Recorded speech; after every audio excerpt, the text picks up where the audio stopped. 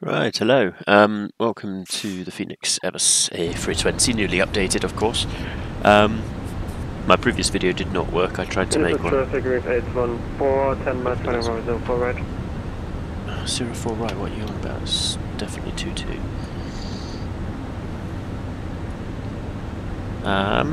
Right, is there anything in the IP saying that 04 right is always correct, or is he just going with it because it's got a localizer?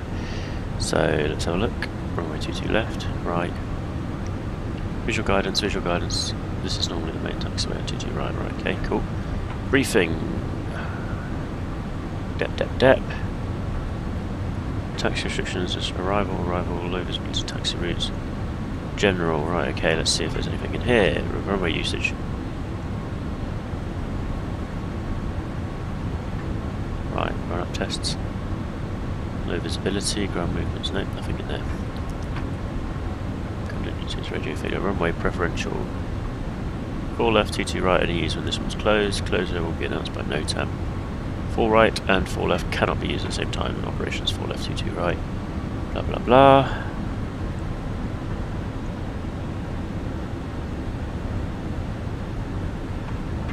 Okay, second one.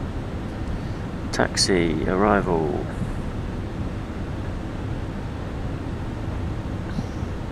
There's nothing about preferential runway system, so I'm assuming with a 5 knot headwind, runway 22 would be correct. So I'm going to assume he's not quite right there. Performance, activate approach phase. Go, LDEV and VDEV now show up. So we're in an RNAV approach. We need to switch over to 1018. That's our actual thingamabob. Yeah, so there's nothing particularly saying either runway is preferred. So I'd assume he just doesn't know how to fly an RNAV approach and he's therefore flying a thingamabob. Unless it's saying here this runway is usually the main taxiway. Approach. Yeah, nothing particular. Right, approach then. Start. We've got RNAV 22 left, that's what we're going to be flying. There we go, so we're turning left now and descending to 2,000 feet-ish on the SID. Right, I'm going to put flaps 1 in. There he is, so he's coming into land really. Venice, traffic Alpine, 71 Papa Golf, base leg, 22 left, RNAV approach. People don't check wind before they go anywhere. Anyway, just on a big day of real flying. Flew from Innsbruck to Salzburg to Zell-am-See and then back to Innsbruck again. Quite a long way, so to speak.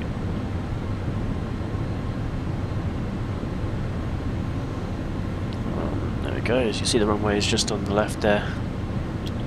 We're on the right QNH, I've just checked it with the B button. I'm actually going to reduce to minimum approach speed already. So let's gear down, just called that. Water brake medium, we'll use actually medium water brake, and minimum reverse thrust due to nighttime restrictions is 8 PM though, so actually we'll use low and high water brake. He's just about to land, so we will have a vacated runway very shortly, I imagine. We've got about 8 miles to go until the runway gears just come down, 3 greens, and the landing lights are displayed up ahead. We're in final lap mode already, so we should bust this 3,000 feet that I've put into the CP.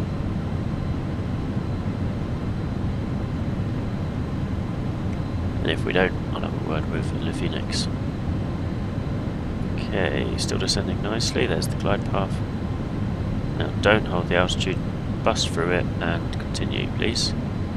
Constraints 2,000 or above on the next waypoint. Okay, his lights have disappeared, I'm just going to look ahead. Presume he's vacated or he's locked off.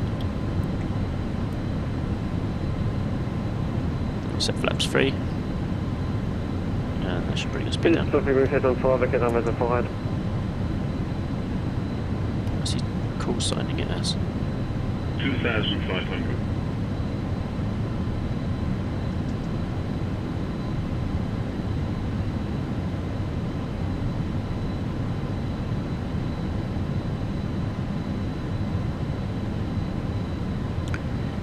Okay, we'll put the full flaps out in a second or two. Flying on autopilot the entire time now. 1018, still the QNH. We have wind 239 at 6. That may shift down to 1705, so it could be a left shift in the wind there. Flaps full, and the aircraft is now going to maintain, hopefully, a reasonable speed. We've got a VAP of 137 with 132 for our landing speed, so hopefully we'll hold 137 to 140 there. Looks like that's what it will be doing. We're trying to maintain a ground speed of 140, essentially. That's how we ensure that even if the wind does drop off completely, we can keep airborne. It's all about energy management.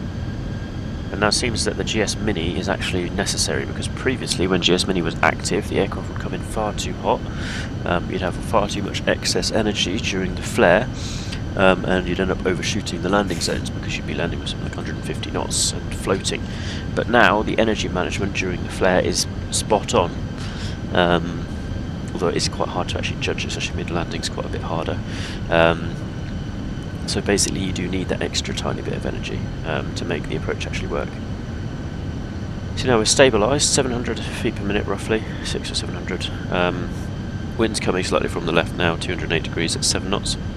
And we've got GS Mini keeping us at 140, keeping us at a ground speed of 137, which is our approach speed. So basically it's keeping our approach ground speed constant. That means if the wind drops off too much, we won't have a problem with it.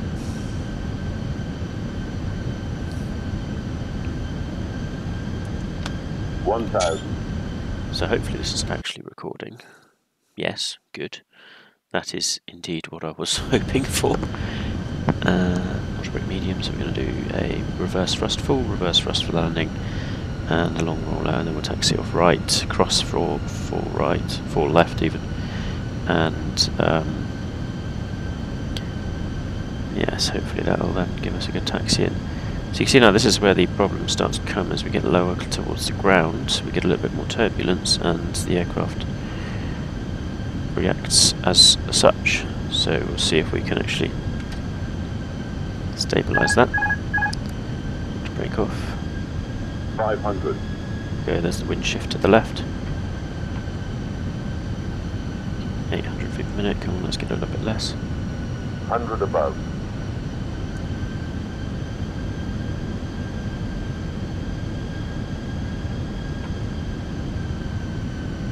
Minimum. Continue. Try to squeeze that decelerate back up. Hold it at 800, 700 feet per minute. Threshold. 100.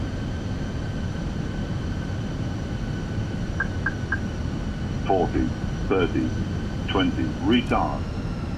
5. Okay, it's still possible to land this one. Reverse. There we go. Gentle on the rudder. Full reverse. 80. We'll make the next one. Brakes disengaged. Spoilers up, flaps up. Right, so that was better than my previous couple of landings. I had a few horror stories at Pisa the other day. Around about 350 feet per minute with bouncing and then yawing and all sorts. So it is definitely still, yeah, something to get used to. And once you're used to it, it's not too bad.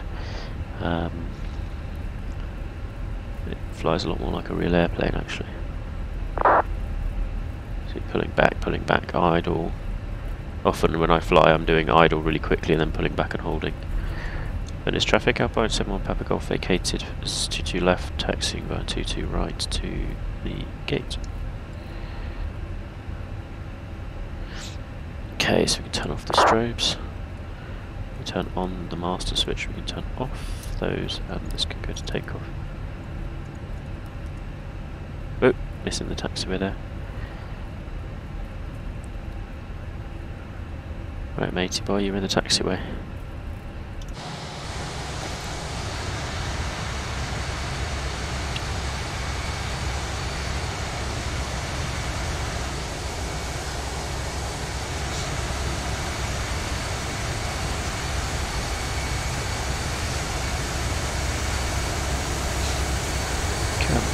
go quickly then.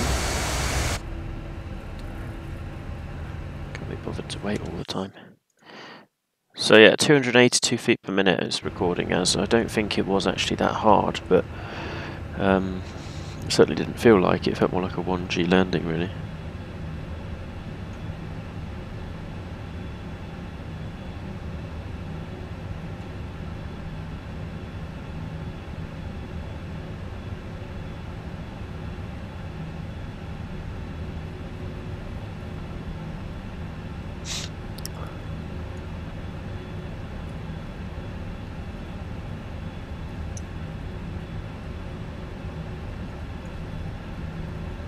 AP is now available.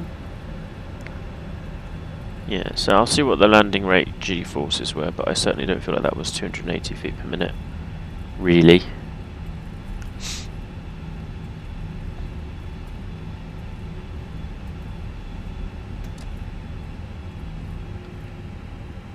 About 5 knots once we're on stand. Look out the front then. Marshal ourselves in.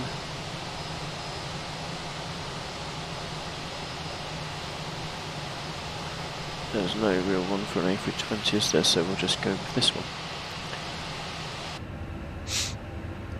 Okay, parking brake set. Landing time check, 20. So at 17 we landed.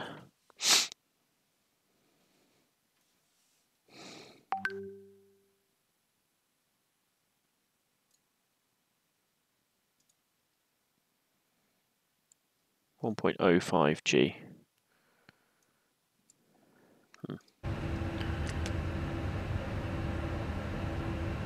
Give it another half a minute and shut down the engines.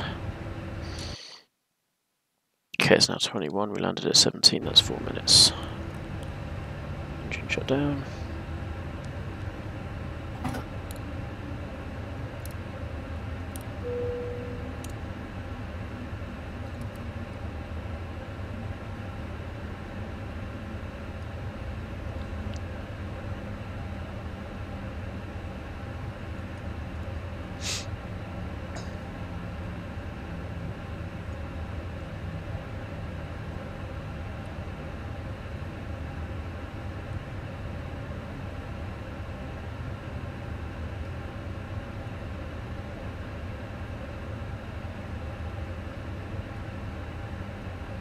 The ultimate test.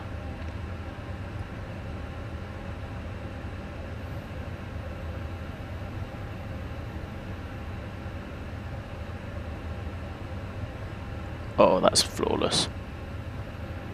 Congratulations, beautiful model world. Deboard.